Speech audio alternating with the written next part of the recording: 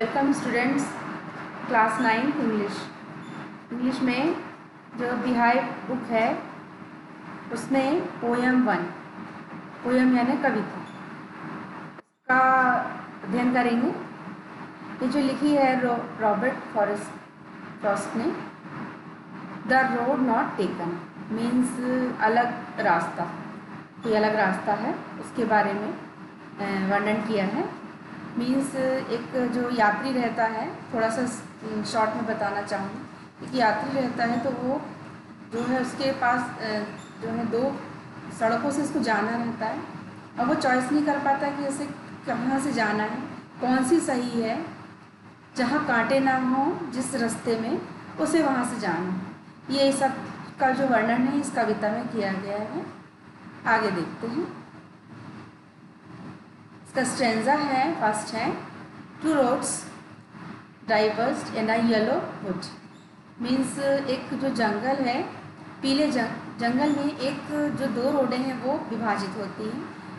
And sorry I could not travel both, means वो दोनों जो है यात्री जो है दोनों में यानी नहीं जा सकता। And be one traveller long I stood and looked down on as far as I could to where it bent in the undergrowth.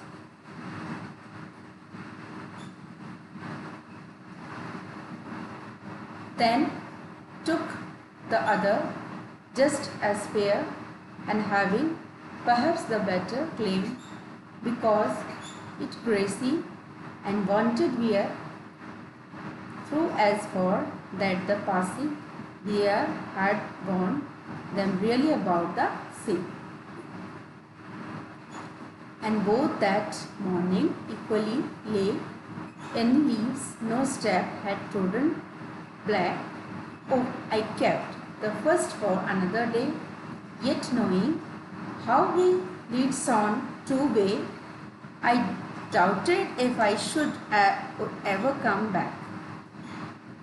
I shall be telling this with her sing somewhere ages and ages hence, two roads diverged in a wood, and I took one less travelled by, and that has made all the difference.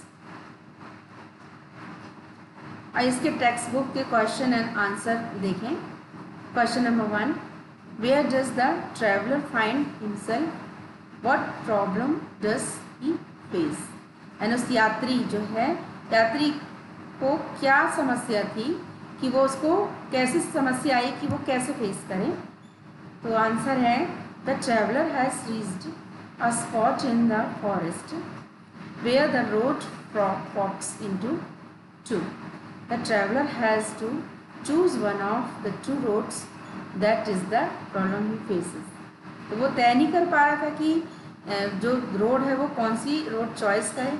फिर उसे लगा कि जो सही है जिसमें कांटे ना हो, मीन्स फॉक्स मीन्स कांटे होते हैं, तो जो कांटों रहित रोड है उस पर जाया जाए।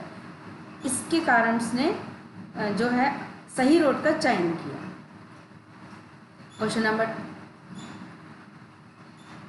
Have you ever had to make a difficult choice और do you think you will have difficult choice to make? How will you make the choice, for what reasons. Means आप जो अपनी समस्या है का समाधान कैसे करेंगे। आपके पास जो है चॉइस जो है बहुत कठिन चॉइस हो तो आप क्या करेंगे, किस प्रकार से आगे बढ़ेंगे। Answer, several times it is very difficult make a choice between tough things, particularly when each has its merits and risks. But one has to make a choice. If I am faced with such a problem, I will weigh the advantages and disadvantages of the both. I may even consult my parents and friends. I will make the choice after thoughtful consideration. Means अगर समझ में ना आता है, अगर आपको समझ में ना आए कि हमें क्या करना है, वो प्रॉब्लम सॉल्व नहीं हो रही, तो हम उस चीज़ को अपने जो पेरेंट्स हैं और दोस्त जो है सर्किल है अपना फ्रेंड एरिया, उसमें हम कंसल्ट कर सकते हैं, बात कर सकते हैं। उनके द्वारा और बोले जाने After you have made a choice, do you always think about what might have been, or do you accept the reality?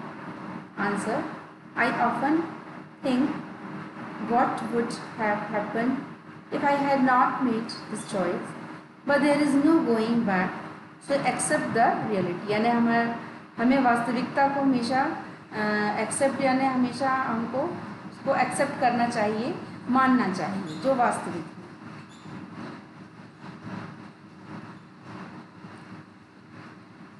इसके डिफ़िकल्ट वर्ड्स मीनिंग पे ध्यान दें।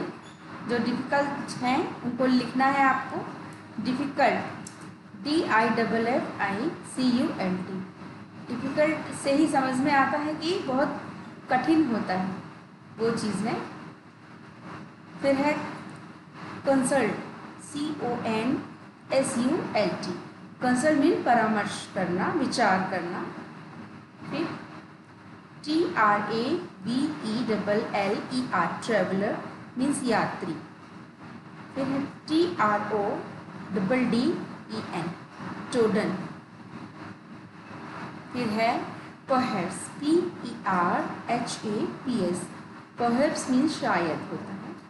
फिर है WOOD वुड। वुड मीन्स होता है जंगल।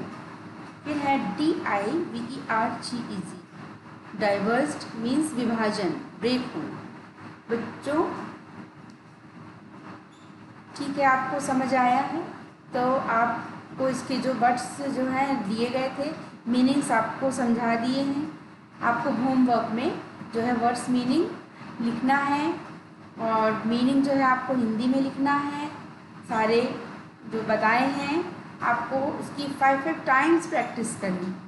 आप इंग्लिश में भी लिखेंगे और हिंदी में इसका अर्थ लिखेंगे और क्वेश्चन आंसर याद करेंगे अच्छे से और उसको कॉपी में लिखेंगे, नोट करेंगे। आज की जो क्लास हुई मुझे आशा है कि आपको बहुत कुछ शब्द समझ में आए होंगे। आप उनको अच्छे से नोट करना और प्रैक्टिस करना। Thank you.